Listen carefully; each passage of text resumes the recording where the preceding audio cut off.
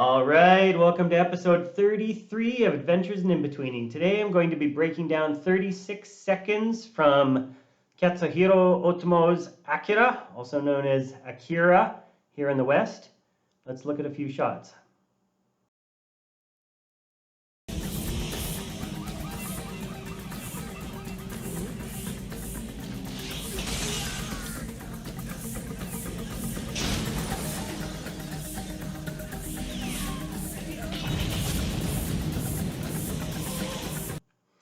Great. This first sequence is made up of 7 shots. We can see they have the motorcycles coming through the scene here. One of the things that this film did a lot of was focusing on the light trails from the motorcycles, and it was such an interesting visual representation. You see we got a little bit of smoke there, just some nice texture.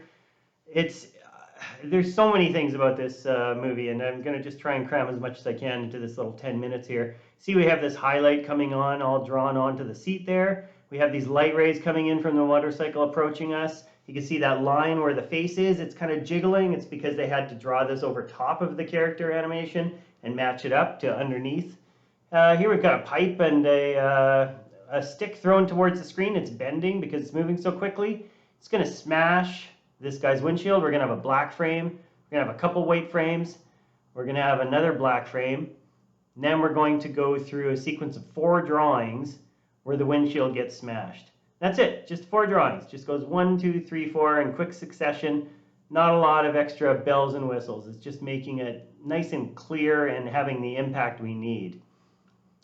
Here's a look at the background here. I mean, aside from these wonderful colors, look at all these straight vertical parallel lines and just 2-point perspective. Very simple. It's not trying to do too much. And look at the camera, completely static to start. Here we have a headlight coming towards us, and we have a lens flare going around for a few frames. It's all very stylized. We have this character on the motorbike, and here we've got a pan up. We're going to tilt the camera up as the character's coming towards the camera. Here, when we cut here, I think there's a frame or 2 missing, I'm guessing, because the windshield just got hit here by this motorcycle as it's going through the screen. And this is going to cause a whole bunch of damage to this car. Back of the car is going to go down, the hood's going to pop up. We need this hood to pop up because there's a story point that's about to follow. You can see our character, we've got him clearly composed there inside the car. We can see the reaction, and we see the inside of the engine there. And then we see him turn a little bit to the right, and we can connect up to the next shot, which is his point of view, assumedly, or something like it. And we're panning up here. We've got this character throwing something into the screen. We don't quite know what it is yet. It's going to be revealed. So this turns out to be a homemade explosive device made from a light bulb. It's got some kind of crazy combustible orange gasoline inside of it. And we're going to see it coming towards us. It's got some really nice design to it, some complexity to the way it was wrapped up. Now the camera is going to completely stop here.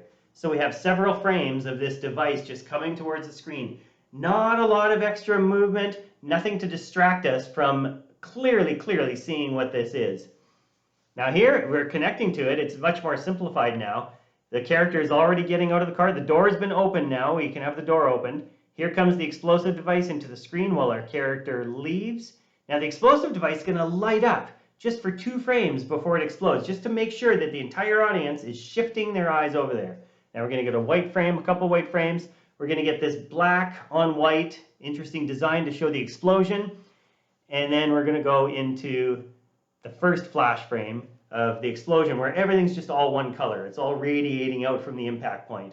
Now our next frame is going to be much more complex. We're going to introduce some black smoke, some red shapes from the explosion as well. That's all going to come outwards. At this point, the car still hasn't been affected. The explosion is just coming out, and it's all saying, look at the top right-hand side here. Now after that, boom. Now the explosion is going to start to travel through the car. It's slow motion in any way that we look at it, but what's happening is we're introducing the change gradually. You see the door, which was horizontal, is now starting to angle downwards. We can see these parts of the car that are starting to come apart.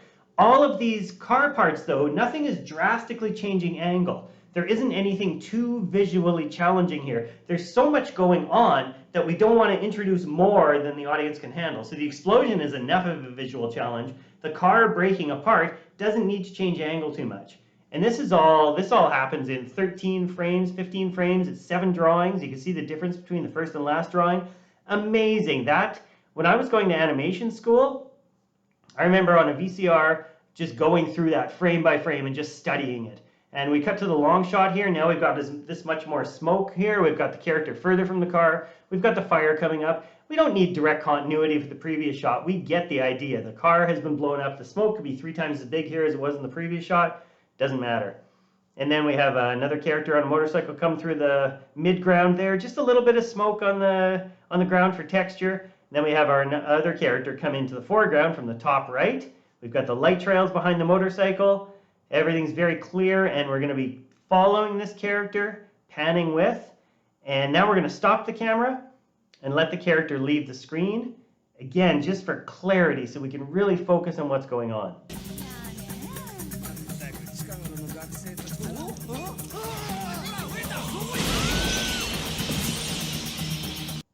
Now these two shots are just so nicely set up. We've got the reflection of the characters in the window here. We've got some characters on the other side of the window that are going to be responding first, where it's going to be leading the eye very, very clearly here. We have a character coming in from the right. The character on the left in the background there is going to be reacting first, panicking, turning around, running away. Now we're going to have the second character that's closer to us running in the opposite direction, off screen left. So we have one going off screen right, one going off screen left. Now we're going to get our waiter reacting because he can see out the window. 1, 2, 3. Those 3 are reacting. Now we're going to get the woman at the seat reacting. She looks out the window. She starts to panic. The clueless guy is the guy who is the center of attention, the guy who's running the whole show. And then this first frame, this is the very first frame that the window crashes. Look at all these shapes. Just no leading into it gradually. It's just all very intentionally composed.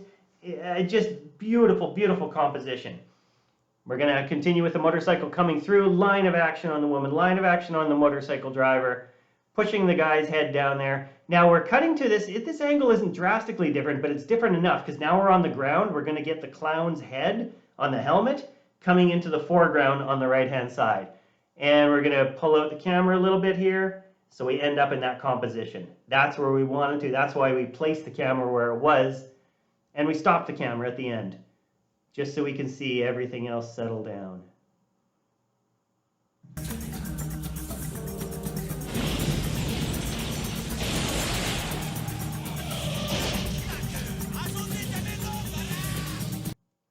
These 4 shots, I mean, again, look at the simplicity in the background in a way here. We've got our perspective looking down, but everything else is just parallel lines. Nothing too distracting, just beautiful artwork, but nothing over complex. As we're going along, now this shot here, you can see everything is just 1-point perspective going into the trash heap here. And this shot here doesn't even have a character in it. All we see is the headlight of the motorcycle coming up. It's just representative of the point of view of the character driving the motorcycle. Now this one here, we've got all kinds of stuff. The motorcyclist is crashing through all this. Tons of detail in the foreground here. So many things flying by, colors, shapes. I could pick any frame like this one here. Look at all these bits of wood. We've got this box in the foreground. We have a jar over there, like a cookie jar on the left. We've got some cans on the right.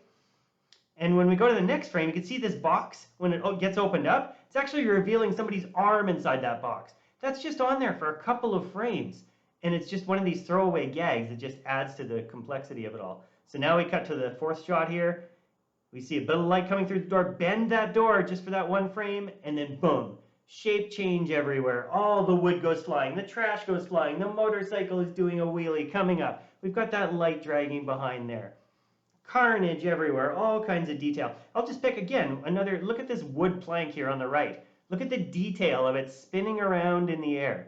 Spinning, spinning. You could take any piece of detritus that's being thrown through the air here, and it all has this level of complexity and attention given to it. Now Tetsuo is going to be coming through the opening here. The motorcyclist in the foreground is looping around. It's going to go off to screen right. Tetsuo is coming in here. So now we get a secondary jump of all the garbage and a box flying around. But Tetsuo's bike goes out of control. It goes horizontal before he does. That bike is bouncing up. He's on the ground, sliding to the left, coming towards camera, filling up our composition on the left-hand side because he's going to be looking up in a second. terrific. We get to see his facial expression here. We get to see how he's trying to prove himself. He's angry and frustrated. Look at these terrific silhouettes with Tetsuo and his buddy following him along here. He goes off screen left. Tetsuo's looking up, yelling at the guy. We've got all this terrific composition here. I mean, this is so well planned, so beautifully done. And the smoke in the background moving nice and slow. Tetsuo pushes off. 3 frames with him gone, and we cut. And that's just 13 shots with 20 or 36 seconds from Akira. If you haven't seen it, check it out. It's amazing stuff, seminal animation, and it's something that everybody can learn from. Thanks for checking it out, and I'll see you next time.